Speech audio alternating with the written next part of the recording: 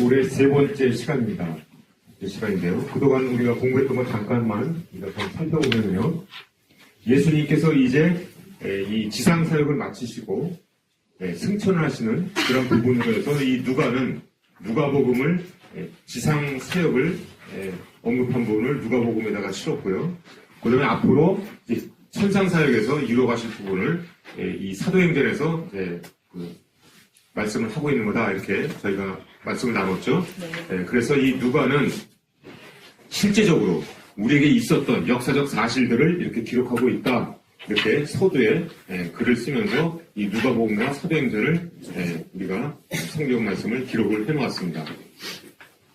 자, 그래서 예수님께서 지난주 우리가 말씀을 나눴던 것은 뭐냐면은 승천하실 때 딱 하신 말씀이 딱 한 가지가 있어요. 그죠? 그게 뭡니까? 너희는 성령을 받을 때까지 기다리라라는 거였어요. 성령을 받을 때까지 기다리라. 그래서 예수님께서 먼저 하시는 사역은 예수님께서도 지상 사역 때 하신 부분이 맨 처음에 하신 사역이 뭐였죠? 성령 세례였습니다. 성령을 받으신 거였어요. 그죠? 마찬가지로 이제 승천하셔서 이제 예수님이 안 계신 이 땅에서 먼저 우리 믿는 자들에게 하신 사역이 바로 뭐냐면은 성령 세례였다라는 겁니다. 그래서 너희들이 이제 내가 가는데 예수님 가는 대신에 누굴 보내시겠다고 그랬습니까? 성령님을 보내실 것이다 라고 얘기하시는 거예요. 그래서 너희들은 기다려야 된다라고 말씀하고 계시는 겁니다. 다 기억나시죠? 자, 그래서 오늘은 약속하신 성령이 오시는데 어떻게 오셨는가라는 것들을 오늘 말씀을 통해서 쭉 볼 것입니다. 그래서 오늘은 성령의 모든 것들을 다 우리가 다룬다 이렇게 이해하시면 되겠어요. 그래서 성도님들은 혹자는 이 성령에 대해서 이해를 잘 못하시는 분들도 계시고 성령이 도대체 어떤 분들은 받은 거고 나는 못 받은 거 같고 뭐 이런 오해하시는 분들도 계신 것 같은데 오늘 이 시간을 통해서 모든 진리가 우리를 밝히 드러낼 줄로 믿습니다. 네. 자, 먼저 그러면 사도행전 1장 12절 말씀을 이제 보도록 하겠습니다. 자, 그러니까 사도행전 1장 12절 그 전까지는 승천하신 부분을 보여주신 거예요. 자, 예수님께서 그들이 보는 가운데 올려져 가시니 라는 말씀이 사도행전 1장 9절에 있었죠. 네, 그래서 이제 12절을 되죠. 이제 예수님이 이제 안 계신 거예요. 예수님이 안 계신 거예요. 자, 이제 여러분들 이렇게 상상을 해보세요. 그러니까 그들이 이제 어떻게 했겠습니까? 12절 보니까 제자들이 감람원이라는 산으로부터 예루살렘에 돌아오니 이 산은 예루살렘에서 가까워 안식일에 가기 알맞은 길이라 그랬습니다. 들어가 그들이 유하는 다락방으로 올라가니 자, 그들이 이제 다락방으로 간 거예요. 아시겠습니까? 예수님께서 너희들은 기다려라. 그러니까 이들이 기다리기 위해서 다락방에 올라갔다 이런 얘기예요. 누굴 기다리려고요? 성령. 성령이 오시는 것을 기다리기 위해서. 그래서 베드로, 요한, 야고보, 안드레와 빌립, 도마와 바돌로메, 마테와 및 알페의 아들 야고보, 또 누가 있을까? 셀로신, 시몬, 야고보의 아들 유다가 다 거기 있어요. 그러니까 제자들이 다 거기 있고 또 누가 있었습니까? 여자들이 있었어요. 여기 아마 막달라 마녀 이런 분들도 계신 거죠. 그 다음에 예수의 어머니 마리아와 예수의 아우들과 성모 마리아도 계셨고 이렇게 다 있었다는 거예요. 그래서 모인 무리의 수가 몇 명입니까? 15절 보면은 120명이 모였다 이렇게 나와요. 그래서 오순절날 다락방에 모인 인원이 약 한 120명이 모였다라는 것을 우리가 기록해서 알 수가 있습니다. 120명. 자, 그럼 120명이 모여서 뭐를 했습니까? 뭐를 했어요? 같이 14절 말씀을 보면은 더불어 마음을 같이하여 오로지 이런 얘기. 부사가 3개가 나옵니다. 더불어 마음을 같이해서 오로지 뭐에 힘썼습니까? 기도에 있었어요. 이 120명이 같이 더불어 마음을 같이 오로지 뭐에 있었다? 기도에 있었다. 그래서 여기서 우리가 알 수 있는 것은 약속하셨잖아요. 약속하셨으면은 분명히 약속은 이루어지는 거죠. 네. 그럼 여러분들 이 약속과 기도는 어떤 관계인가라는 것들을 여러분들 여기서 분명히 알 수가 있습니다. 여러분들 그러니까 하나님께서 약속하신 것에 대해서는 확신이 있으시죠? 아멘. 그러면은 기도해야 될까요? 안 해야 될까요? 해야죠. 이게 중요한 사실이에요. 약속은 이루어집니다. 그러나 우리가 필요한 것은 뭡니까? 기도입니다. 그래서 이 약속과 기도는 굉장히 바늘과 실 같은 거예요. 자, 왜 기도합니까? 왜 기도하세요? 막연히 기도합니까? 아닌 거예요. 여러분들, 그러니까 우리가 기도하는 것은 약속을 바탕으로 해서 기도하는 겁니다. 그래서 로마서 4장 20절, 20절 말씀을 보면은 하나님의 약속을 의심치 않고 믿음의 경고에서 약속하신 것을 또한 능히 이루실 줄을 확신하였으니 라고 합니다. 그러니까 우리가 이 기도를 하는 데 있어서는 내 생각과 내 뜻대로 기도하는 게 아니고 하나님이 약속하신 말씀을 믿습니다라고 굳게 붙잡고 하는 게 기도예요. 그러니까 기도 주례는 뭐가 있어야 됩니까? 약속의 말씀이 있어야 돼요. 약속의 말씀. 약속의 말씀이. 여러분들 평생의 약속의 말씀이 있으셔야 되고요. 그 약속의 말씀이 있을 때만이 내 믿음이 흔들리진 않아요. 그다음에 기도에 확신이 생겨요. 그냥 막연히 기도하는 건 기도가 아니에요. 이거 되십니까? 여러분들이 이 말씀을 통해서 약속의 말씀을 찾고 그래서 그 약속의 말씀을 붙잡고 주장하는 게 그게 기도예요. 그러니까 여기서 우리가 알 수 있는 것은 하나님께서 분명히 약속하셨어요. 뭘 약속했습니까? 성령이 올 것이다. 그렇지만 그들은 어떻게 했습니까? 더불어 마을같이 오로지 기도했다는 거죠. 이해가 되시죠? 네. 그래서 하나님이 약속하셨으니까 나는 뭐 약속만 기다리면 되나 보다 아니라는 거예요. 그 약속을 받기 위해서는 우리가 기도해야 된다는 것입니다.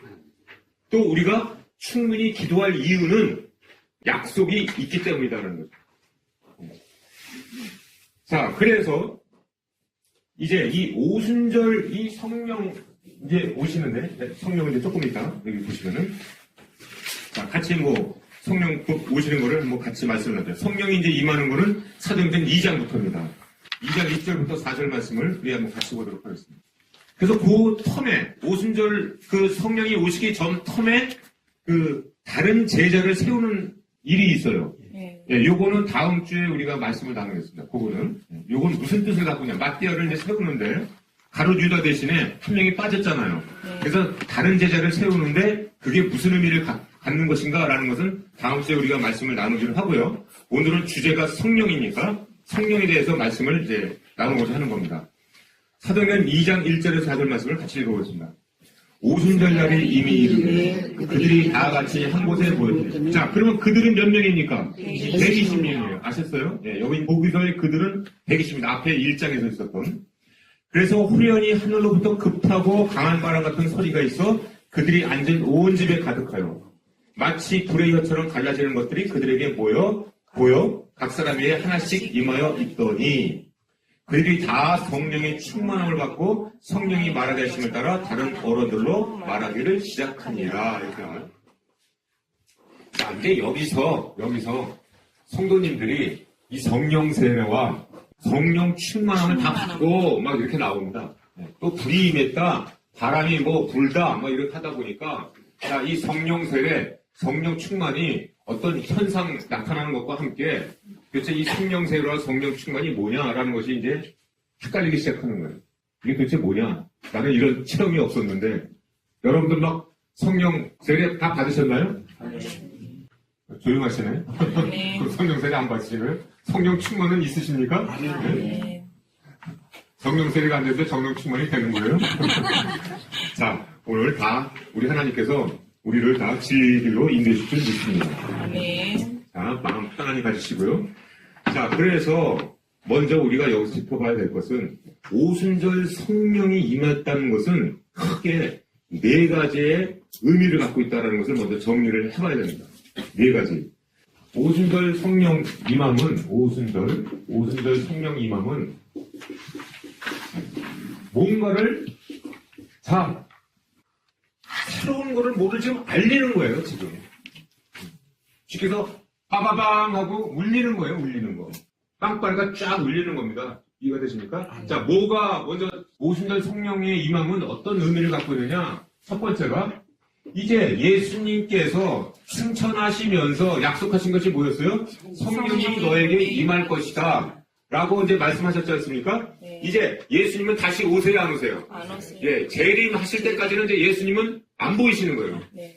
이제 부활하시고 승천하시기까지는 보이셨다가 했단 말이죠. 이제 그분은 이제 완전히 승천하셨기 때문에 다시 하늘로 쳐다보면은 또 올 것이다. 뭐 그렇게 기다렸습니까? 이제 그들은 기다리지 않았어요. 누구만 기다렸습니까? 성령님만 기다린 거예요. 그러니까 이제 예수님의 지상사역은 끝이다. 지상사역의 마감을 의미합니다. 이제는 예수님은 하늘에서 하나님의 이 사역을 이루어 가신다. 할렐루야. 네. 그러니까 대신 누가 오시는 겁니까? 성령. 그래서 이제 성령이 오신 시대, 성령 시대를 개막을 알리는 거예요. 이 오순절의 성령님 하면. 이해가 되십니까? 자, 이제 예수님 당시에는 자, 하나님 나라가 임했다는 것을 우리 예수님께서 선포하시고, 그 다음에 성령의 세례를 받으시고, 그래서 그분이 직접 다 일일이 다 사역을 하셨다는 거죠. 그러니까 예수님을 만나기 위해서 우르르 다니고 해갖고 예수님이 병자도 고치시고 군중자들도 먹이시고 그다음에 말씀으로 가르치시고 이런 것들을 다 하신 거예요. 그럼 70인 전도도 하시게 하시고 이렇게 하셨다는 거죠. 다 성령 세례를 받으신 예수님께서 다 하신 거예요. 자, 이제 그분이 가시고 우리가 이제 성령이 임한 거예요. 성령 시대가 됐어요. 그래도 사역은 어떤 거예요? 똑같다는 거예요. 똑같다. 이해가 되시죠? 왜? 예수님이 성령의 능력받고 그렇게 하신 거기 때문에 본을 보이셨기 때문에 이제 예수님이 안 계셔도 성령이 임하면 예수님이 하신 것과 똑같이 예수님 당시에 지상사역 하신 것과 똑같이 이제 이 성령 시대에 똑같이 이루어 간다라는 거예요. 아멘. 할렐루야. 이해가 되시죠? 아멘. 네. 그것을 알리는 게 이제 오순절 성령 임함인 거예요. 그렇기 때문에 뭔가 특징적인 이러한 어떤 불같이 임하였고 내 바람이 강하게 불었고 이런 이제 특징들이 나타났다라는 것을 여러분들이 이해를 하셔야 됩니다. 성령 시대의 개막이에요. 또한 어떤 거였더냐? 이제 사도들에게 자, 이 성령 충만이라는 것은 이따가 우리가 말씀을 나누겠습니다만은 성령 세례는 한 번만 임하게 되는데 성령 세례는 한 번뿐이에요. 그리고 성령 충만은 날마다 우리가 성령 충만해지는 건데 이 성령의 시대를 개막과 알림이 이러한 이 오순절 성령 임함은 그런 것들이기 때문에 이들은 성령 세례와 동시에 어떻게 됐다? 성령 충만함을 받았어요. 이해가 되십니까? 네. 그러니까 이걸 보고 성령 세례가 임하면 바로 그냥 뭐 성령 충만함이 되는 거구나 이렇게 생각하시면 오해고 그거 아니고 이 당시에 120명들은 다 같이 갑자기 불이 혀처럼 갈라지는 것들이 그들에게 임하였고 급한 강한 바람이 불고 이런 특징들이 나타난 부분들로 봐서 성령 세례와 함께 성령 충만함을 받는 성령 충만함이라는 것은 이제 이따가 우리가 공부하겠습니다만 능력을 얘기하고 있거든요. 성령의 능력이 나타나려면 뭐가 있어야 됩니까? 성령이 충만해야 됩니다. fullness. 충만이라는 것은 뭡니까? 가득하다라는 거예요. 충만한 fullness. 자, 여기 불이 있어, 불. 여기 냄비에 물이 있어요. 불이 끓으려면 몇 도에서 끓습니까? 100도. 100도죠. 80도에서 끓어야 끓어요. 딱 100도가 돼야 물은 끓는 겁니다. 100도가 돼요. 99도가 돼도 안 끓어요. 100도가 딱 돼야 끓는 겁니다. 그러니까 우리는 이 풀레스, 이 가득 찼다라는 부분은 어떤 지경까지 우리가 가득 차면은 그 다음에 어떻게 될까요? 흘러 넘치게 되겠죠? 그러니까 충만이라는 것은 이제 흘러 넘치는 거야. 이따가 우리가 말씀을 나눌 거예요. 그래서 이 성령이 충만해진다라는 것은 이제 충만해졌다, 풀레스, 가득 찼다면은 흘러 넘쳐갖고 이 영향이 나타나게 된다는 거예요, 영향이. 그것이 이제 능력으로 나타난다는 거예요, 성령 충만이. 그리고 성령 세례는 이따가 말씀은 이제 입문이에요, 입문. 세례라는 것은 벨타이즈, 세례받다라는 것은 씻김받다라는 거예요. 씻김의 의식이지 않습니까? 씻김의 의식. 그러니까 이 성령 세례라는 것은 이따가 이제 구체적으로 우리가 말씀을 나누겠습니다만 이제 성령이 임하신 거예요. 임하고. 임했고 이것이 날마다 가득 차서 충만해지면은 이제 흘러넘쳐서 능력으로 나타나는 거다. 그래서 이 오순절 성령 임함은 성령 충만, 즉 능력이 제자들에게 임했다라는 거예요. 그 이전까지는 그러니까 제자들의 능력이 있어요, 없어요? 없어요. 없는 겁니다. 그래서 오순절날 이제 예수님이 안 계시잖아요. 그러니까 이 성령께서 성령의 강권하심으로 세례와 동시에 그냥 성령이 충만해져갖고 이들이 능력받은 거예요. 능력받은 제자들이. 이제 곧바로. 이해가 되시죠? 네. 그래서 그 다음 절에 이제 보면은 베드로가 일어나서 설교를 합니다. 설교를 해요. 막 말씀이 막 깨달아져. 그래서 유월절을 갖고 야 이게 이런 것이다라고 막 설교를 합니다. 왜 그렇습니까? 성령이 능력이 임한 거예요. 오순절에는. 이해가 되시죠? 네. 그래서 세 번째 이 부분은 성령 충만해서 능력이 나타나는 것을 이제 의미하고 있습니다. 그 다음에 이게 마지막으로 또 어떤 의미를 갖고 있느냐? 오순절 성령님은 이제 어떤 종교 부흥의 부흥. 부흥이 성령이 임하면 뭐가 일어납니까? 부흥이 일어나. 그래서 부흥의 특징은 그래서 뭐냐? 그래서 제가 유인물을 잘못 썼어요. 사도행전 1장 17절, 1장 41절 이렇게 썼는데 다 2장이에요. 2장. 죄송합니다. 네. 자, 2장 17절 말씀 보면은 뭐가 나옵니까? 하나님이 말씀하시기를 말세에 내가 내 영을 모든 육체에 부어주리니. 모든 육체에 부어준다 이 말이에요. 뭐 제자들에게만 부어주는 게 아니고 모든 사람에게 내 성령이 부어주리니 뭐가 된다고요? 너희 자녀들은 예언할 것이요. 이따 예언을 대해서 우리가 말씀을 나눌 거예요. 또 젊은이로 환상을 보고 너희 늙은이를 꿈을 꾸려고. 즉 능력이 나타난다는 거예요. 늙은이도 능력 나타나고 젊은이도 능력 나타난다 이 뜻이에요. 성령이 부어주게 되면. 기대가 되시죠? 능력 그러니까 그냥 눈들이 반짝반짝 하시는데. 또 41절 말씀 보세요. 이건 조금 41절이라고. 43절 말씀. 각 사람마다 두려워하는데 사도들로 말미암아 기사와 표적이 많이 나타나니. 자, 여기 두려워했다 이런 단어가 나옵니다. 43절. 네. 자, 이것이 특징이 바로 뭐냐면 부흥을 뜻해요. 자, 부흥은 그래서 죄의 회개, 그 다음에 두려움, 경외함, 이런 것들이 부흥의 특징들입니다. 그러니까 이들이 죄에 대해서 깨닫고, 죄를 회개하고, 두려워하고, 경외하는 이런 부흥의 역사가 이제 시작됐다는 거예요. 이것이 오순절 성령 임함의 그런 특징들로 우리가 볼 수가 있습니다. 자, 그러면 중요한 부분. 이제 앞으로 이 시간 이후로는 여기 소그룹 모임에 오신 모든 분들은 앞으로 성령에 대해서 완전히 확고한 진리의 지식을 가지시고 내가 지금 어떤 상태인지를 분명히 아시고 다시는 헷갈리는 그런 믿음 생활 안 하시기 바랍니다. 네. 자, 그럼 첫 번째 제일 중요한 성령 세례.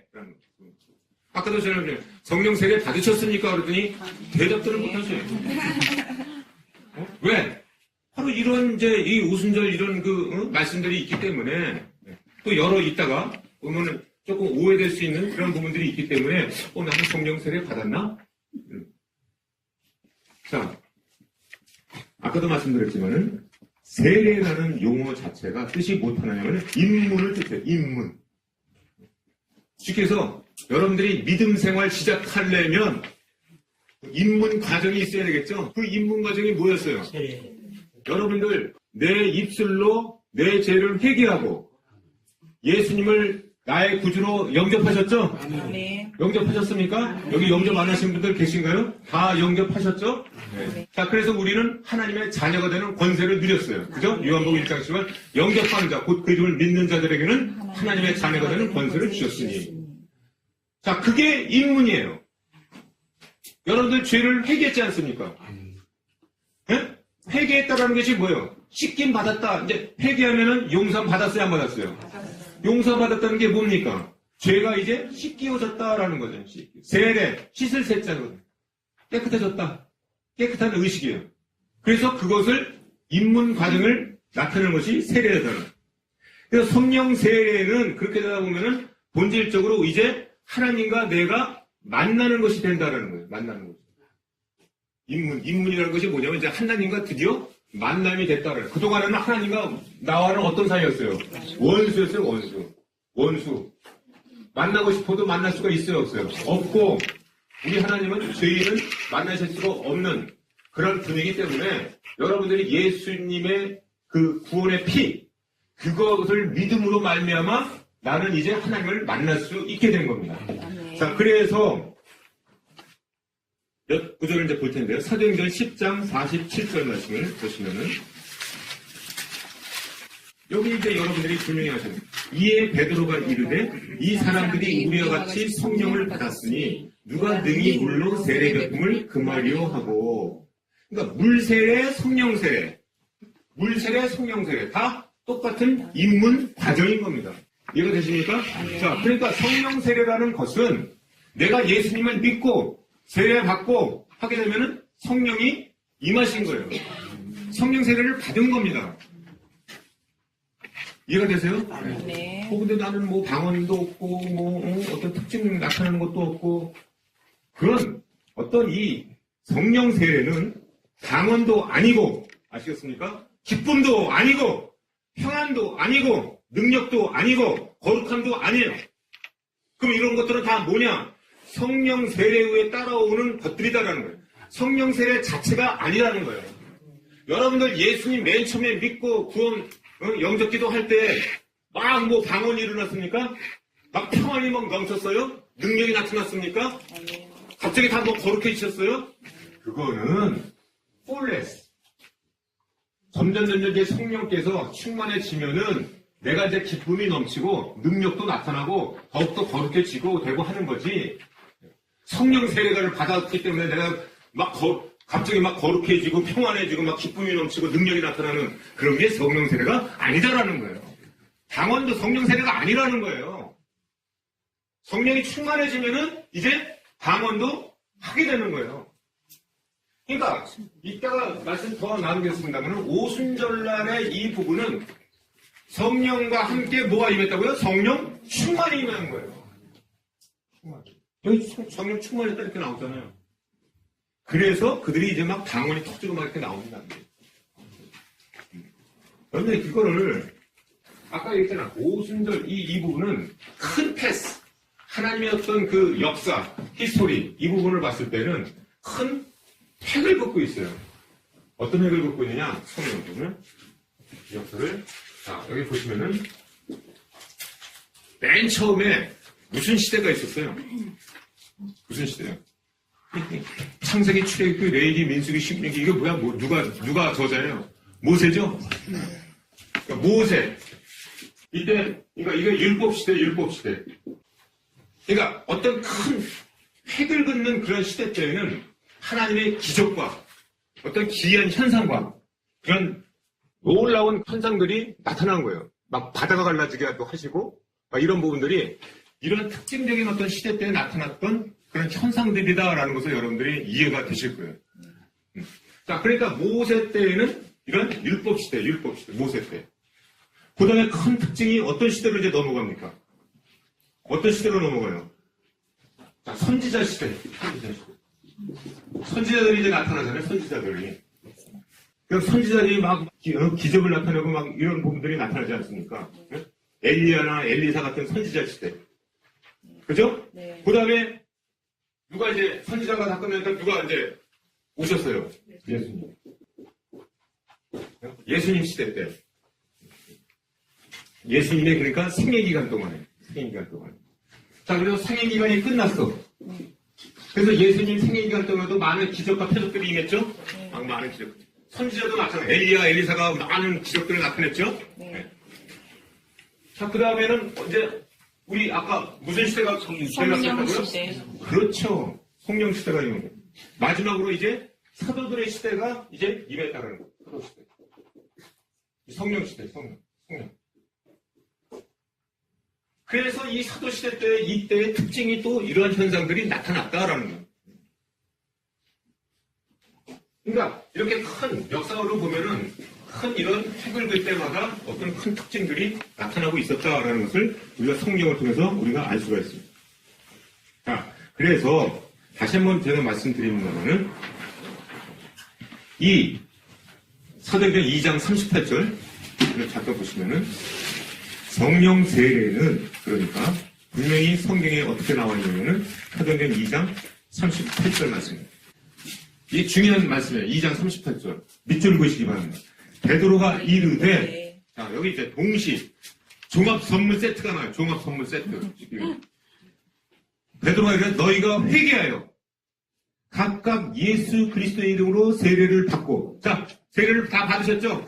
예수 그리스도의 이름으로 여러분들 회개하고 각각 예수 그리스도로 다 세례를 받았죠? 아멘. 받으면 뭐 됩니까? 제사함 받으셨죠? 아멘. 그리하면 무슨 선물 받습니까? 성령의 선물을 받으리니. 할렐루야. 아멘. 자, 그러니까 성령을 받았다라는 것은 내가 예수 제사함 받고 예수 그리스도를 믿고 세례 받고 제사함 받으면은 자연스럽게 뭘 받았습니까? 성령을 선물로 받는다라는 거예요. 예수 그리스도로 말미암아 믿음으로 말미암아 내가 성령 세례 받는다라는 거예요. 물 세례는 많은 사람들 하나의 그냥 의식이고, 무슨 물 세례 따로 있고 성령 세례 따로 있고 뭐 그다음에 예수님 믿고 나서 또 한참 후에 또 무슨 성령 세례를 따로 받고 이런 것들이 아니고, 동시에 일어나는 동시에 종합 선물로 주시는 그러한 선물이다라는 거예요. 아멘. 그래서 너희가 성령으로 아니냐고는 예수님을 뭘 할 수 없다? 주라 할 수 없다 그랬어요. 여러분들 다 그래서 예수님을 주님이라고 다 고백하시죠? 네. 그거 누구 때문입니까? 내주하시는 성령 때문이에요. 성령이 아니고는 예수를 주라 할 수가 없어요. 저 길거리 가셔갖고 예수님이 주님이십니까? 그러면 뭔 헛소리요? 이렇게 얘기하는 거예요. 그들은 왜 그렇습니까? 성령이 안 계시기 때문에. 근데 예수님은 나의 주님이십니다. 그런 분들은 다 뭐예요? 그 안에 다 성령이 계신 겁니다. 성령 세례 받으셨다라는 거예요. 베드로가 분명히 얘기하고 있잖아요. 확신이 있으십니까? 네. 그래서 존 스토트 목사님께서는 성령으로 세례 받았다는 그 용어 자체를, 성령을 받은 것을 생생한 수사학적 표현으로 쓴 것이다 이렇게 말씀하고 있어요. 아주 적절한 표현인 것 같습니다. 적절한 표현. 그러니까 성령 받았다. 근데 왜 세례자를 붙였냐? 죄사함 받고, 죄사함 받았기 때문에, 죄사함이라는 것이 뭐야? 씻김 받았다라는 거 아니에요. 그래서 성령으로 세례를 받았다라는 생생학적 수사학적 표현이다라고 존 스토트 목사님이 그렇게 말씀을 하셨다라는 거예요. 자, 그러면서 이제 또 사도행전 2장을 보시면은 갑자기 사람이 확 늘어나요. 사람이 늘어납니다. 5절 말씀 보세요. 자, 그러니까 2장 1절은 그들이 다 같이 한 곳에 모여 오순절날 몇 명이 지금 성령 세례 받았어요? 120명이에요. 120명. 근데 그때에 그 당시에라는 거예요. 그 당시에 경건한 유대인들이 천하각국으로부터 와서 예루살렘에 머물고 있었어. 그 당시에 오순절날 그러니까 오순절은 그 이스라엘 민족들이 하나님께 드리는 그런 절기란 말이에요. 절기. 네. 그리고 천하각국에서 막 사람들이 있었었는데 그때 몇 명이에요, 그들이. 자, 41절 말씀 보세요. 2장 41절.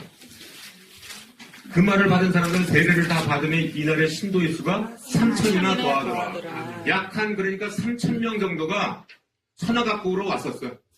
예루살렘에. 왜? 오순절 절기를 지키기 위해서. 아셨죠? 그런데 이 사람들이 이 소리가 나고 그걸 막 방언하고 이런 것들을 들었어. 이 120명들이 막 방언하고 막 그러니까 이 천하각국에서 온 사람들이 저건 우리나라 우리의 그 언어로 막 저 사람들 막 예루살렘에 있는 사람들이 막 얘기하고 있네. 막 이렇게 지금 난리 난 거예요. 그래갖고 뭐 술 취했나 보다. 뭐 이렇게 하고요. 어찌된 일이 도대체 이 당황한 서로 이르되 어찌된 일이냐 하고 12절 말씀 보면 또 어떤 애들은 조롱하고 어떤 애들은 술에 취했다고 그러고 이렇게 된 겁니다. 이해가 되시죠? 네. 자, 그래서 베드로가 이제 오순절 설교를 이룹니다. 14절 말씀입니다. 베드로가 11사도와 함께 서서 손을 높여 이르되 여러분들이요 내 말에 귀를 기울여라라고 좀 이제 설교가 나옵니다. 자, 요거는 또 제가 이 설교의 의미는 무슨 의미를 갖고 있는가는 것은 다음번에 우리가 말씀을 나누기로 하고요. 지금은 성령에 초점을 맞춰서 자, 그러니까 정리해 보면은 이런 겁니다. 당시에 두 그룹이 있었던 거예요. 120명과 3,000명의 두 그룹이 있었어. 120명은 누굽니까? 아까 알페오와 도마와 바돌로메와 여자들과 예수의 어머니 아까 말씀 우리 나눴죠? 네. 즉 중생한 사람들, 그러니까 예수 그리스도를 믿고 있는 그런 사람들이었어요. 그래갖고 열흘 동안 하나님을 기다린 끝에 강한 바람, 불의 혀, 방언 등을 경험하고 성령의 세례를 받은 자들이에요. 반면에 3,000명은 누구냐? 그냥 오순절날 절기를 지키기 위해서 온 불신자들이에요, 불신자들. 예수 그리스도가 누군지도 모르는 그런 자들이었어요. 그래갖고 베드로를 통해서, 이제 베드로의 설교를 통해서 죄사함과 성령의 선물을 동시에 받은 자들이에요. 그게 바로 아까 조금 아까 우리 말씀나눈 사도행전 2장 33절 말씀. 그 다음에 아까 말씀 나눈 거 같이 보도록 하겠습니다. 자, 33절을 먼저 볼게요. 그러니까 32절까지는 베드로가 일어나서 자, 예수가 누구였는가라는 것들을 쭉 이제 설교를 한 겁니다. 설교를 하고. 그래서 하나님이 오른손으로 예수를 높이심에 그가 약속하신 성령을 아버지께 받아서 그가 누구예요? 앞에서 쭉 설교한 예수님. 예수님이 약속하신 성령을 하나님으로부터 받아서 너희가 보고 듣는 이것을 부어주셨느라. 이것이 바로 뭐야? 성령을 부어주신 것이다. 이 사람들아. 알았니? 라고 지금 설교를 한 거다. 이 말이에요.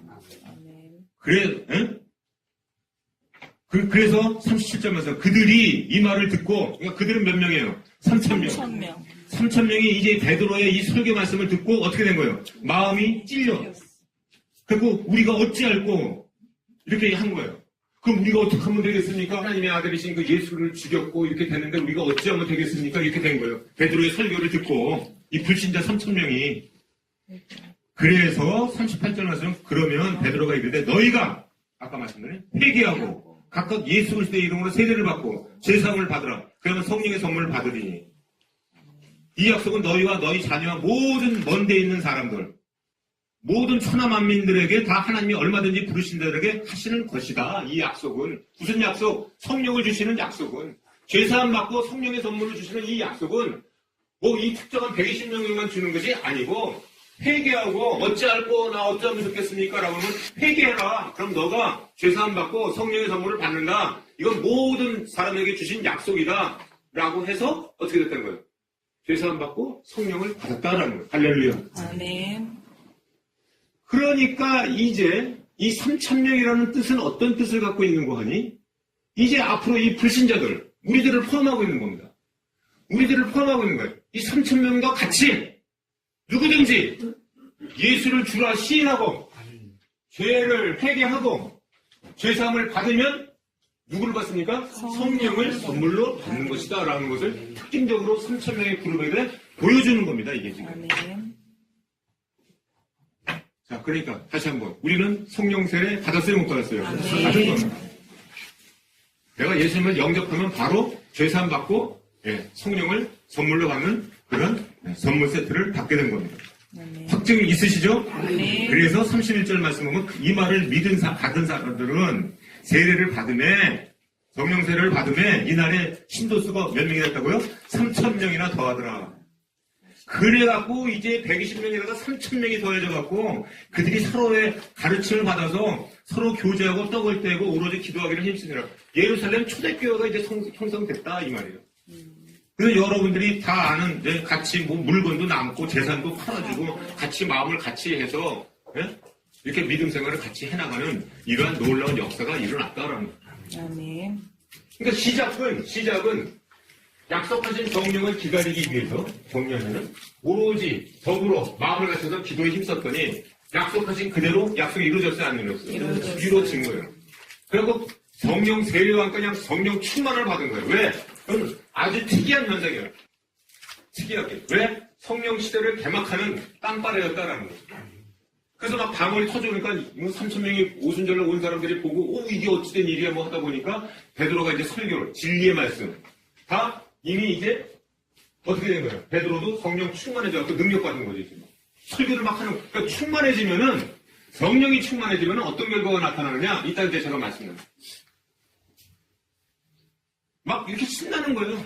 그렇게 되면. 이렇게 지금 말씀 막 증거하는 거예요. 이게 지금 뭐 막 내 기분 갖고 되는 겁니까? 내 능력 갖고 되는 걸까요? 아닌 거예요. 성령이 충만해지면 내가 무슨 얘기하는지도 몰라요. 그냥 막 진리의 말씀이 막 터져 나오는 겁니다, 여러분들. 능력이 나타나는 거예요. 아멘. 말씀의 능력이 나타나고요. 병 고치는 능력도 나타나는 거고요. 막 능력이 나타나는 거예요. 누가 하는 겁니까? 성령의 능력으로 하는 거예요. 그러니까 베드로가 바로 일어나갖고 3,000명한테 이 사람들아 잘 들어봐라 이렇게 해갖고 막 성령 세례를 이제 부어주는 겁니다, 이게.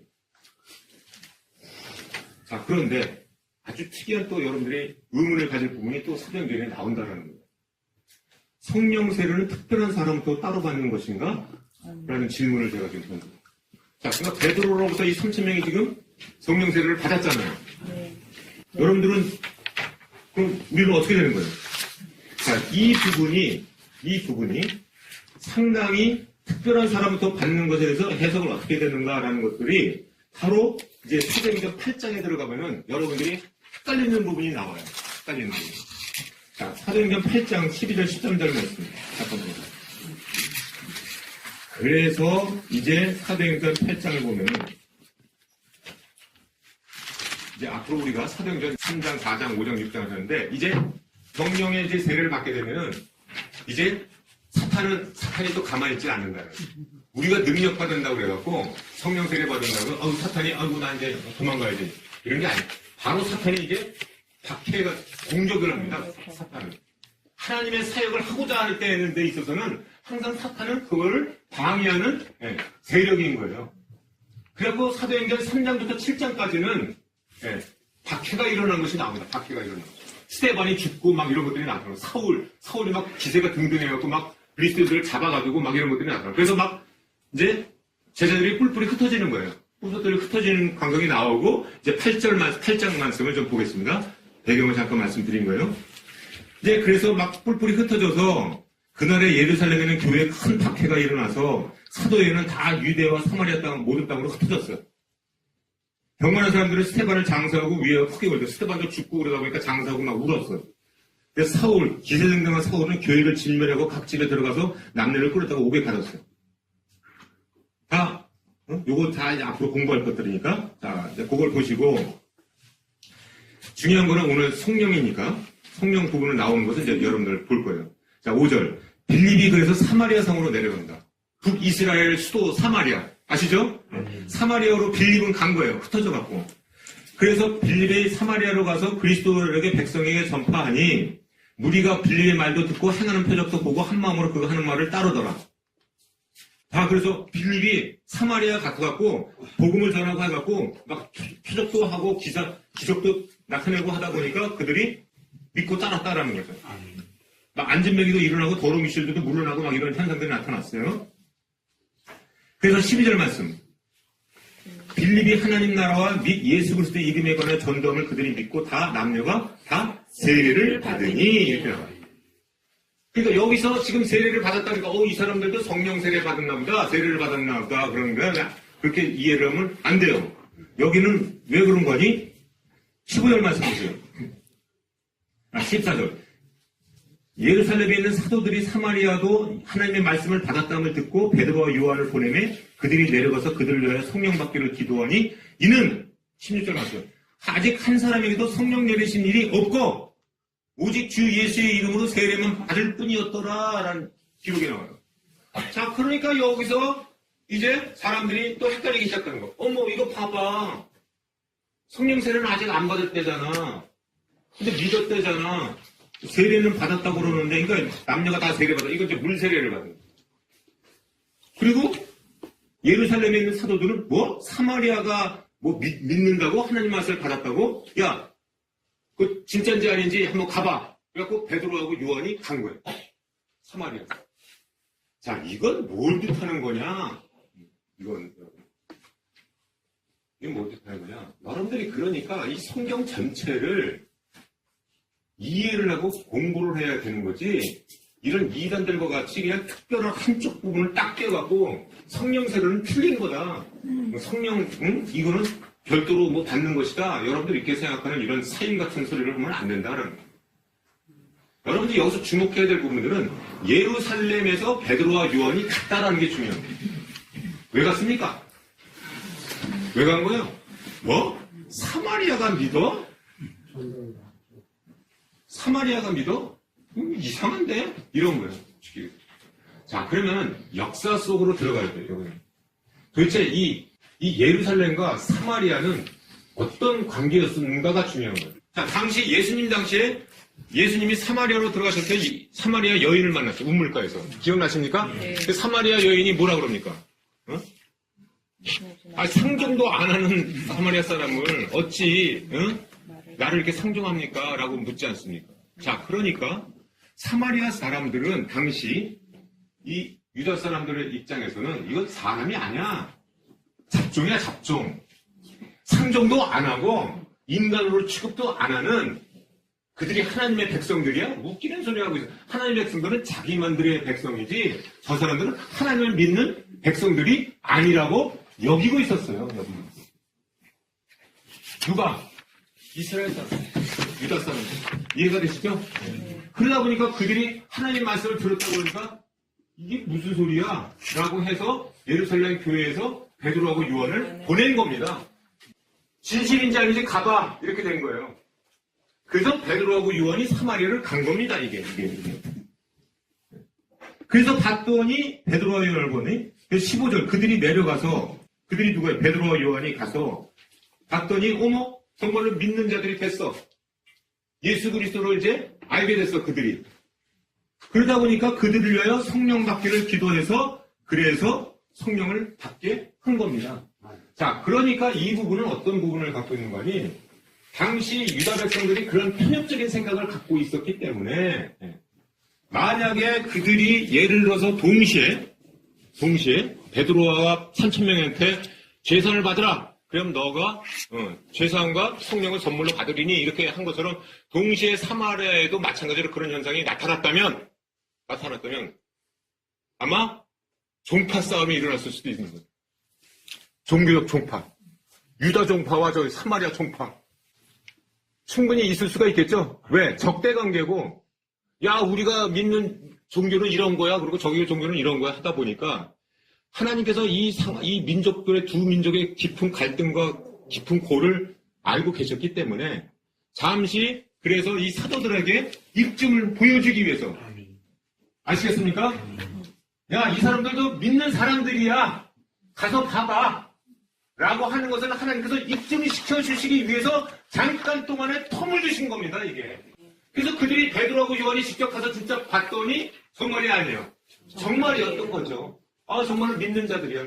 그래서, 하나님, 이들도 성령을 주시옵소서라고 기도했더니 그들이 성령 세례를 받았다는 겁니다. 할렐루야. 아멘. 이해가 되십니까? 그러니까 어떤 특정의 한 역사적인 어떤 그런 한 부분에 대해서 그걸 집어다가 이것 봐 이거 보니까 성령 세례는 구별된 거잖아 이렇게 생각하면 큰 오산이고 그 후로 여러 말씀들을 쭉 보면은 다 성령 세례는 내가 죄사함 받으면은 성령을 내 안에 내주 안에 계시는 성령 세례와 함께 성령은 선물로 받는 주십니다. 그런 은혜임을 믿으시기 바랍니다. 아멘. 확신이 있으시죠? 아멘. 이런 부분들을 여러분들이 말씀을 통해서 깊게 연구하고 묵상해서 이것이 이 진리가 깨달아야 되는 거지 이 진리 전체적인 하나님의 말씀을 모르면은 그냥 이단들한테 흩어다녀갖고 야 성령 받으면 말이야 이런 방언이 터져야지 성령 받는 거지 넌 뭐 방언도 못하잖아 그럼 넌 성령 안 받은 거야 이런 이단 같은 소리들을 하고 앉았어 열받으니까 또 우리는 다 성령 세례 받은 줄 믿으시기 바랍니다. 아멘. 성령이 아니고는 예수를 주러할 수 없다고 그랬지 않았습니까? 여기 다 우리 주님이라고 얘기한 게 지금 내주하시는 성령이 계시기 때문이에요. 자, 그러니까 성령 세례는 특별한 사람부터 받는 거야, 안 받는 거야? 아니, 내가 전도 받고, 내가 회개하고 하면은 예수 그리스도는 내 마음에 모셔드리면 성령께서 오시는 겁니다. 그래서 성경의 이해는 어떤 한 사건으로 특별한 현상보다는 전체적인 말씀 가운데 보편적으로 나타나는 말씀으로 이해를 하셔야 됩니다. 자, 그러므로 우리가 이제부터는 우리 믿는 우리에게는 성령 세례가 아니고 중요한 것이 성령 충만입니다. 충만. 이해가 되시죠? 자, 그래서 지금서부터는 여러분들이 저와 함께 공부할 세례와 충만에 대해서 이제 세례와 충만에 대해서 구별되면서 여러분들이 이해를 하셔야 돼요. 그 성령 세례가 성령 충만인 거고 그게 그건 거고 그게 그건 거고 아니에요. 아까 말씀드린 세례는 뭐라고요? 입문. 자, 입문은 한 번이야 한 번. 한 번. 아니, 성령님 한 번 오시면 내주 하신 거예요. 계신데 뭐 자꾸만 오세요. 오셨는데 뭐. 그분이 이제 오셨는데 이 충만이라는 것은 나를 비우고 누가 채워줘야 돼요? 이 나라는 이 존재를 성령께서 나에게 충만해지게끔 내 안에 이제 이분이 충만해 주셔야 되거든요. 풀레스. 충만이라는 것은 그러니까 이제는 내가 아니고 내 안에 내주신 성령께서 나를 다스릴 수 있습니다. 아멘. 나를 맡겨드리고 성령 하나님께 굴복하고 성령님이 하시는 대로 하는 거. 이게 충만이거든요. 아멘. 아까 얘기했죠. 그럼 충만하게 되면 뭐가 나타난다고요? 능력이 나타나는 거예요. 능력. 이 충만은 그래서 능력이에요. 능력. 그래서 이거는 자주 매번 계속 이 충만을 위해서 우리가 힘써야 돼요. 왜 그렇습니까? 성령은 왜 예수님께서 이 약속하신 성령을 기다리고 있어요? 그 성령이 복이기 때문에. 그 성령이 충만해지면 뭐가 나타납니까? 능력이 나타나기 때문에. 저와 여러분들이 믿음 생활 왜 하십니까? 능력 받기 위함이에요. 능력 받기 위함. 아멘. 할게 뭐 있는데요? 주님 죄산 다 받으셨어요. 천국 백성 다 되신 겁니다. 근데 힘이 없으시잖아요. 툭 치면 툭 쓰러지시잖아요. 사탄이 그냥 툭 하면 툭 쓰러지고 뭐 세상에 지금 세상을 능히 이기고 사십니까? 세상이 무섭잖아요. 두렵잖아요. 조금만 박해 일어나면 벌벌벌 떨잖아요.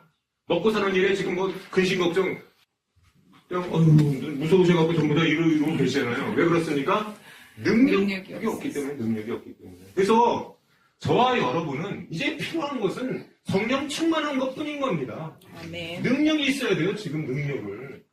우리가 능력 받기 위해서 믿음 생활하는 겁니다. 이게 지금. 능력이 있어야 악한 마귀도 다 물러가고요. 네? 안진뱅이도 일어나는 거고요. 죽은 자도 살릴 수 있는 겁니다. 우리가 그런 사역 해야 되지 않겠습니까? 말씀 증거 사역 누가 할 수 있어요? 성령 충만해야지만 되는 거거든요. 전도 누가 할 수 있습니까? 성령 충만해야 되는 거거든요. 전도 초청장치 무슨 뭐 카드 나눠준다고 이게 전도가 되는 겁니까? 영의 싸움을? 아닌 겁니다. 우리 각자가 전부 다 성령 충만해져야 되는 거거든요. 아멘. 그래야 왜 그렇습니까? 이게 능력이기 때문에 능력. 그래서 이제 지금서부터는 이제 한 10분 남았는데 이 충만과 능력에 대해서 제가 좀 말씀을 좀 하고 싶습니다. 그래서 충만은 계속되는 영구적인 결과예요.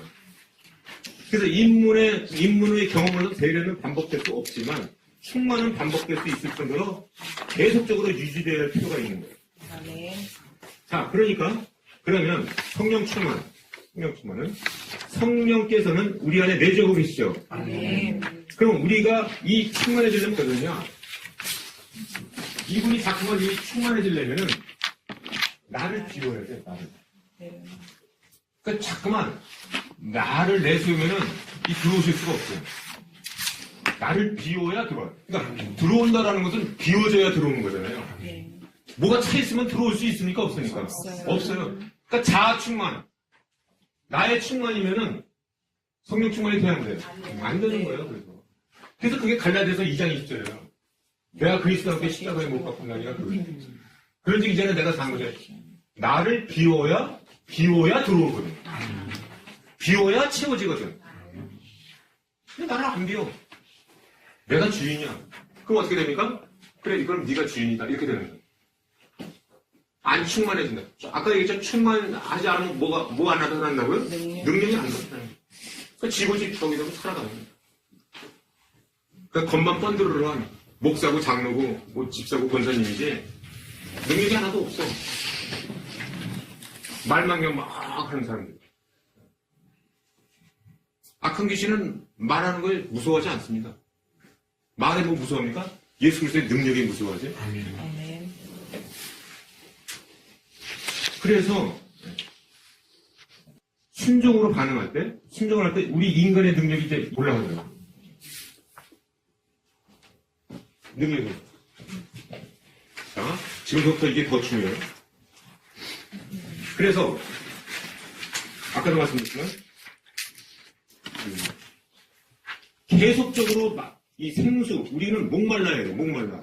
목말라서 계속적으로 마시게 되면은 이게 흘러넘쳐요. 그래서 이게 충만해갖고 이제 이게 흘러 넘칠 때까지 충만해져야 되는데 이 흘러 넘친다는 것은 이제 그 능력이 다른 사람에게 영향으로 나타나는 걸 얘기하고 있거든요. 흘러 넘쳐갖고 그것이 바로 성령의 은사예요. 이제 은사. 자, 은사는 그러니까 구체적으로 얘기하면 남을 위한 거예요. 하나님께서 이 교회를 세우시기 위해서 몸된 교회를 세우시기 위해서 주신 것이 바로 뭐냐면 성령의 은사예요. 은사. 성경에는 그래서 20가지의 은사가 있는데 이 주시는 것은 주권적인 성령의 뜻에 달려 있어요. 그러니까 저와 우리 권사님과 집사님과 뭐 우리 장로님들 이런 분들이 다 은사가 틀리죠. 그러니까 있는데 각자 틀린 거죠. 다 20가지 은사를 골고루 이렇게 주셔갖고 이 몸된 양문교회를 이루시기 위해서 우리에게 이제 은사를 주신 겁니다. 아멘. 뭐를 위해서? 그리스도의 몸된 교회를 세우기 위해서. 그걸 아셔야 돼요. 그런데 이게 이제 각자가 다르다 보니까 고린도전서 12장 20절 말씀을 잠깐 보시면은 이게 이제 막 서로 비교하고 그래갖고 그게 은사냐 내게 은사지 뭐 이래가면서 멸시하는 것도 있고 또 자만심을 갖는 것도 있어요. 그래서 사도 바울은 이런 표현을 했어요. 고린도전서 12장 20절 18절 말씀은 그러나 이제 하나님이 그 원하신 대로 지체를 각각 몸에 주셨으니 만일 다 한 지체인 뿐이면 몸은 어딨냐 이거예요. 다 같은 지체면은 다 눈이면은 몸이 구성될 수 있겠어요? 눈, 코, 귀, 입, 뭐 팔, 다리 다 각각이 있어야 이게 몸이 구성되는 거 아니겠냐 이 뜻이에요. 응? 이제 지체는 많으나 몸은 하나다라는 거죠. 눈이 손들어 야 너는 쓸데없어 내 눈이 중요해 이러면은 그게 말이 되느냐라는 얘기예요. 이해가 되시죠? 아멘. 자 그러니까 우리는 모든 은사를 교회를 세워나가기 위한 건데 중요한 것은 이 은사들이 사랑 안에서 발휘되어야 된다라는 거예요. 아멘. 그래서 이 사랑이 없는 은사는 울리는 꽹과리와 같다라고 얘기해요. 울리는 꽹과리.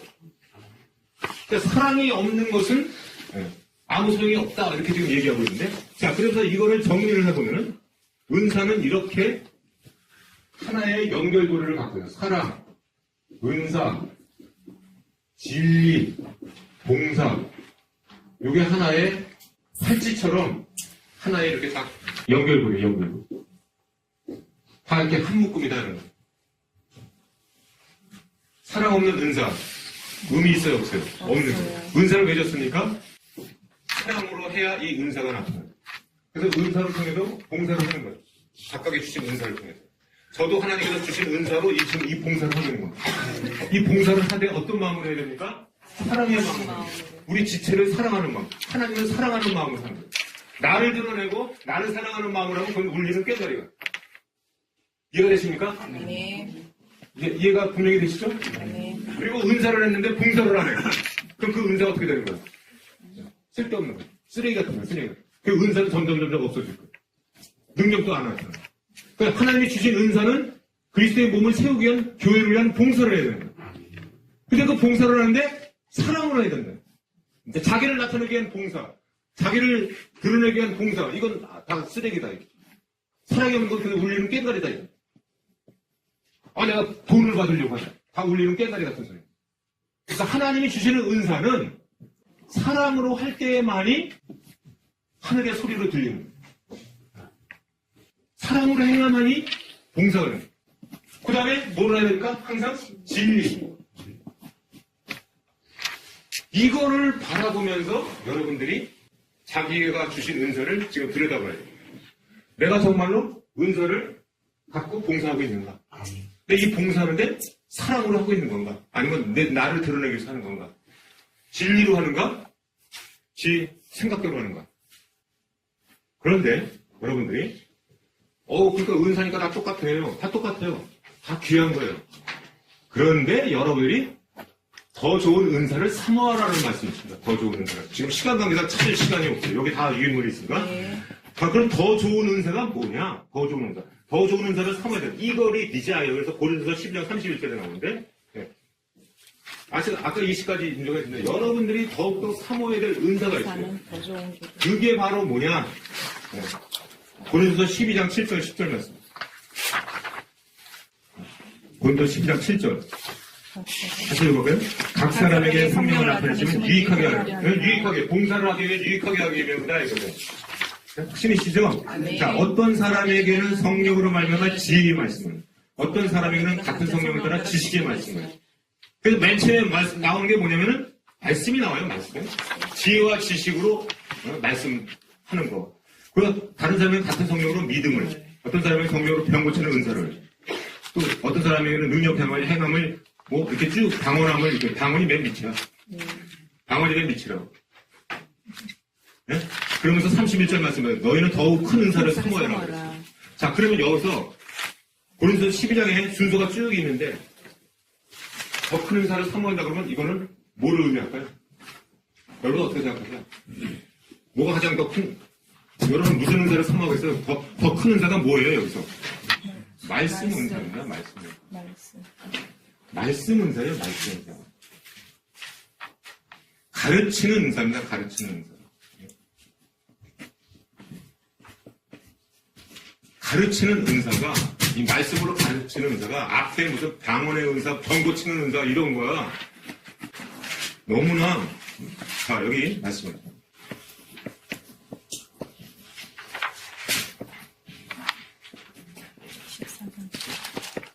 14장 19절 그러나 교회에서 네가 남을 가르치기 위하여 깨달은 마음으로 5마디 말을 하는 것이 1만 마디 방언으로 말하기가 더 나으니라. 분명히 성경은 얘기하고 있어요. 앞에 분명히 지혜의 말씀으로 가르치는 거, 방언하는 거 여러 가지 은사가 있다고 했어요. 그런데 여기 지금 뭐라고 합니까? 5마디 말로 남을 위해서 깨달은 마음으로 가르치는 것이 1만 마디 방언하는 것보다 낫다. 그러니까 분명히 여기 말씀 통해서 우리가 알 수 있는 것은 고린도서 12장에서 쭉 방언, 이 은사들이 쭉 순서로 나오는 부분에 있어서는 더 큰 은사가 있다는 거예요. 자, 왜 이 말씀으로 가르치는 은사가 방언의 은사가 더 중요할까요? 그렇죠. 남들이 다 알아들을 수 있는 것, 그것이 그것 때문이겠지만 중요한 것은 이 말씀으로 깨닫게 해서 그 지체를 하나님의 믿음의 자녀로 세워지게 하는 거. 이것이 지금 하나님께서 가장 중요하게 보시는 봉사입니다, 이게. 가장 중요한 은사를 그걸 해야 되는 거예요, 우리가. 그래서, 그러므로 너희는 가서 모든 민족으로 제자를 삼아 아버지와 아들과 성령의 이름으로 죄를 주고 내가 너에게 분부한 모든 것을 가르쳐 지키게 하라. 여러분이 지상 사명을 이루려면 무슨 은사를 지금 사모해야 됩니까? 가르치는 은사를 사모하셔야 돼요. 말씀을 가르칠 수 있는 은사가 있어야 되는 겁니다, 이게. 그 능력을 주시옵소서, 그 은사를 주시옵소서. 그래서 내가 이 말씀으로 남을 가르치고 그들을 그리스도의 제자로 세우는 이 사역을 하게 해주십시오 라고 할 때 하나님께서 그 은사를 부어 주신다는 거예요. 저는 너무나 감사해요. 20가지 은사가 있겠지만 성경을 보시기에 저는 어떤 은사를 주신 것 같아요? 말씀의 은사. 보시면 저도 그렇게 믿어요. 저는 따로 가면 기쁘진 않아요. 그러니까 이 10년을 뭐 누가 하라고 사는 것도 아니고 지금 하고 있어요. 이거 하면 신납니다. 신나는데 끝나면 그냥 푹 그냥 골았다. 쓰러져요. 왜 그렇습니까? 하나님이 주시는 은사로 성도들을 저와 여러분들을 같이 말씀으로 세워가는 이 사역이야말로 하나님께서 가장 기뻐하시는 사역이기 때문인 줄 믿으시기 바랍니다. 아멘. 자, 이제 마지막으로 이 성령의 능력이 나타나기 위해서 아주 이게 더 중요한 건데 그래서 약 한 5분 정도 남았어요. 5분 정도 남았는데 제가 이 말씀 여러분 능력 받고 싶으시죠? 아멘. 그럼 성령 충만해야 되지 않습니까? 네. 여기서 키워드 제가 3가지만 말씀드릴게요. 믿음, 선포, 의사소통. 이거 처음 들어보시죠? 네. 믿음, 선포, 의사소통. 이거 굉장히 중요한 거예요. 자, 여러분들 믿음이란 게 뭡니까? 여러분들 그러니까 믿음은 아주 큰 믿음, 물론 큰 믿음은 좋겠지. 근데 이 믿음은 작은 요소에도 상관없어요. 이거는 왜 그런 거 아니? 믿음이 있으면 믿음으로 반응할 때만이 성령이 반응하시거든요. 이해가 되십니까? 믿음으로 반응할 때 성령이 반응하죠. 믿음이 없으면 성령이 반응하는 거예요. 그래서 믿음으로 반응한다라는, 믿음으로 내가, 나는 믿습니다라는 거는 그때 이제 성령이 반응하신다는 거예요. 그러니까 이거는 마치 퓨즈 같은 거야. 전기 퓨즈. 두꺼비 이렇게 열면은 퓨즈 있죠? 저기 철사처럼 생긴 거. 그러니까 이게 연결고리야, 연결고리. 뭐의 연결고리냐? 이 믿음이라는 것은. 우리의 영과, 이 영이, 이제 성령께서 나의 영이 있지 않습니까? 이 영은 우리 인간에게 주어진 거예요. 그러니까 생기를 불어넣으셨다. 다른 동물이나 뭐 이런 거에는 생기를 불어넣었어요? 안 불어넣었어요? 네. 우리 인간에게만 생기를 불어넣었다고 해서 우리에게만 영을 주신 거예요. 왜 그렇습니까? 앞으로 주실 이 성령과 교통하기 위해서. 그래서 우리가 믿음으로 반응하면은 즉시 이제 성령이 반응하셔요. 그래서 우리의 영에서 이 반응했다는 건 영에서 드디어 우리의 마음으로 이 역사하시는 것이 성령으로 역사하십니다. 그러니까 믿음으로 할 때만이 성령이 이제 움직이시네요. 움직이셔서 우리의 영을 통해서 이 마음으로 역사하시는 것이 믿음이에요. 그럼 이 선포는 뭐냐? 선포는 여기에 주님의 말씀에 동의한다고 입으로 시인하는 거예요. 시인하는 거예요. 이거는 선포는 그러니까 완전히 내가 입으로 이거 완전히 선포하는 거예요. 입으로. 물론 선포는 입으로 하죠. 입으로 하는데 이것은 무슨 뜻을 갖고 있는 거니? 나는 이 말씀에 완전히 동의합니다. 라고 시인하는 거예요. 시인하는 거예요. 자, 그러니까 보증수표를 딱 끊는 거하고 똑같아요. 자, 그러니까 무슨 얘기냐면 이걸 이렇게 내가 은행에 돈이 있어. 돈만 있으면 뭐 할 거예요? 사용을 해야 되지 않겠습니까? 그러니까 믿음은 뭐냐면은 은행에 돈이 있는 거예요. 계좌에 돈이 있는 거예요. 계좌에 돈만 있어. 근데 내가 물건을 사려면 은행에 돈만 있다고 그 물건 누가 줍니까? 안 줍니까? 안 줘요. 내가 수표를 끊어야 돼. 그게 바로 뭐냐면 선포예요. 그러니까 약속은, 하나님이 주신 약속은 우리에게 이제, 여기 신다라는 게 어카운트라는 단어를 써요. 어카운트. 계좌에 돈이 있다. 계좌에 돈이 있다라는 거예요. 그러니까 믿음으로 의로 여기셨다라는 것은 뭐냐면은 이제 그 약속이 다 내 것으로 된 거예요. 믿음이. 아셨죠? 그러니까 하나님께서는 다 이제 우리 은행에다 계좌를 항상 채워주셔요. 우리 예수 그리스도께서는. 우리 자녀, 내가 그때 은퇴 뭐 그랬지 않습니까? 우리 자녀는 내가 카드를 줬는데 걔는 그냥 지금 그냥 막 써. 누구 믿고 쓰는 겁니까? 지금 뭐 돈 한 푼 있어요? 없어요. 근데 아빠 믿고 그냥 막 카드 막 쓰는 겁니다. 왜? 아니 빵꾸 안 날 테니까 채워져 있을 테니까 이렇게 믿고 있는 거죠. 자, 그러니까 여기셨다라는 것은 그 재정 단어인 어카운트라는 단어를 쓰거든요. 그러니까 약속은 뭐냐면은 우리 계좌에 돈이 있다는 거예요. 그런데 믿음은 이제 수표를 끊으면 뭐예요? 이제 물건을 바꾸려면 어떻게 돼? 돈을 저기 그 점원한테 주는 거를 있는 거예요. 그래야 내가 이제 물건을 받을 수가 있다는 거죠. 여기서 더 중요한 거. 의사소통. 여러분들이 그러니까 의사소통이 없는, 영이 통하지 않은, 우리 말이 안 통한다는 얘기 있죠? 부부간에 말이 잘 통하시는가 안 통하십니까? 안 통하죠? 말 안 해서 안 통합니까? 답답한 거죠? 서로 이 뜻이 안 통하죠? 뜻이 안 통해. 말은 많이 하는데 뜻이 안 통하죠? 답답한 거죠? 왜 그렇습니까?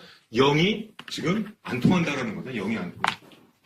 자, 그러니까 우리가 기도를 할 때 아주 중요한 말씀을 한번 고린도서 14장 15절 보겠습니다. 그러면 어떻게 할까? 내가 영으로 기도하고 또 마음으로 기도하고 이런 말씀을 내가 영으로 찬송하고 또 마음으로 찬송하고 이게 무슨 뜻이에요? 영으로 기도하고 마음으로 기도하고 또 영으로 기도하는 거고 마음으로 기도하고 틀리다는 거예요. 지금 이 말씀이. 그러니까 여러분들이 지금 영으로 기도한다는 것은 의사소통을 의미하는 거죠. 영은 의사소통이에요. 영은 의사소통. 영과 영은 의사소통을 의미해요. 그러니까 마음으로 하는 거는 내 생각대로 하는 거예요. 그러니까 여러분들이 지금 기도하는데 이 사도 바울이 지금 얘기하는 것은 너가 영으로 기도하고 마음으로 또 기도해야 된다라는 부분이 뭐냐면 너희가 기도할 때 성령과 의사소통을 하느냐라는 거예요. 이게 기도라는 거예요. 이게. 영의 기도가. 영의 기도는 마음의 기도하고 좀 틀린 얘기를 하는 겁니다. 이게. 그러니까 영의 기도라는 것은 뭐냐면은 말을 안 해도 돼. 영은 영끼리 통하거든요. 영은 영끼리 통하는 겁니다. 그렇기 때문에 여러분들이 영으로 기도한다는 것은 그래서 그게 이제 당원이고 막 하는 거죠. 그러니까 영으로 기도한다는 것은 하나님의 마음을 헤아리는 건 의사소통이 되는 겁니다.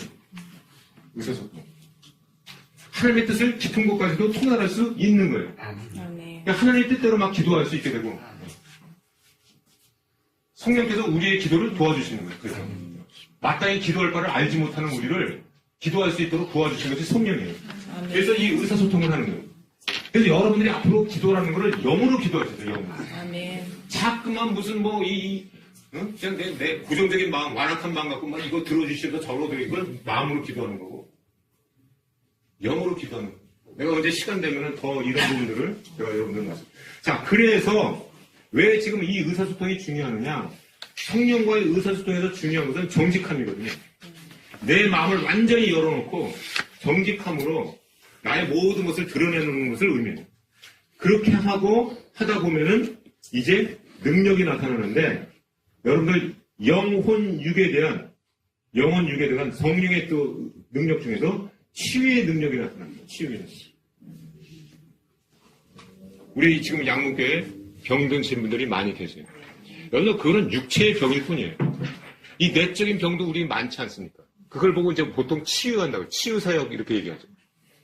또 육신의 병을 고치는 거를 병 고치는 은사를 저 얘기하고 있어요. 그러면은 저와 여러분들이 누구나 성령 충만해지면은 능력이 나타난다고 그랬죠? 네. 그다음에 영과 이렇게 의사소통하면은 능력이 나타나요. 그래서 그 하나님의 뜻을 알고 내가 지체를 사랑하는 긍휼함, 불쌍히 여기는 마음, 그리고 하나님의 뜻을 헤아리는 마음이 들어요. 자, 그러니까 무슨 얘기를 하고 있는 거냐면은 우리 아픈 지체가 있어요. 그럼 먼저 우리에게 필요한 건 뭘까요? 긍휼한 마음이에요. 불쌍히 여기는 마음. 바로 주님이 그런 마음이었거든요. 그러면서 또 영으로 생각하는 거예요. 하나님이 이 지체를 향한 뜻이 뭘까? 이것들을 생각하면서 의사소통을 하는 겁니다. 하나님과 내가 영으로 의사소통해요. 우리 지체를 내가 불쌍히 여깁니다. 막 불쌍히 미치겠어요. 막 긍휼을 막 베풀고 싶어요. 그러면서 하나님의 뜻을 내가 구합니다. 영으로 구해요. 의사소통으로 내 마음으로 하는 게 아니고 하나님은 이 지체를 향해서 어떤 생각을 갖고 계시는지, 나는 또 이 지체를 향한 긍휼한 마음과 이런 마음이 있는데 아버지께서는 어떤 마음을 갖고 계시는 것인지, 아버지 같은 영으로 소통하기 원합니다. 아버지 이 지체를 향한 뜻이 어떤 것인지 내가 알기 원하고, 아버지도 내 마음을 알기 원하고, 이런 의사소통을 통해서 아버지와 나를 한 마음이 되어서 이 지체를 살리고 싶습니다. 아버지 역사에 주시옵소서라고 이 성령 충만함으로 우리가 기도할 때 역사가 이루어지는 겁니다. 네. 이것이 치유의 역사의 근본 이 방법이에요. 사실 이 부분을 더 우리가 좀 나누시려고 하는 시간이 없어서 제가 나누기를 못합니다. 자, 중요한 것은 이제 우리에게 성령 세례는 끝난 거예요. 앞으로 성령 충만해서 이제 능력을 나타내야 되는데 우리가 할 일이 많습니다. 근데 지금 이걸 못하고 있는 거예요. 우리가 충만해지지 못하니까 능력이 없고 하다 보니까 우리가 더 큰 은사를 사모해야 되는데 더 큰 은사를 우리가 갖지도 못하고 있는 은사마저도 이렇게 사랑과 공자와 은사와 진리 가운데 행하지도 못하고 은사가 뭐 있는지도 모르고 하다 보니까 능력도 없이 우리가 이렇게 살고 있는 거죠. 자, 오늘 여러분들이 성령 세례가 무엇인지, 그죠?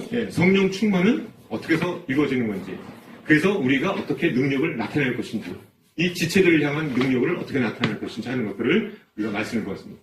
너무나 시간이 짧아서 우리가 많이 말씀 나누는데 다음에 시간 되면 더 우리가 말씀을 나누도록 하겠습니다.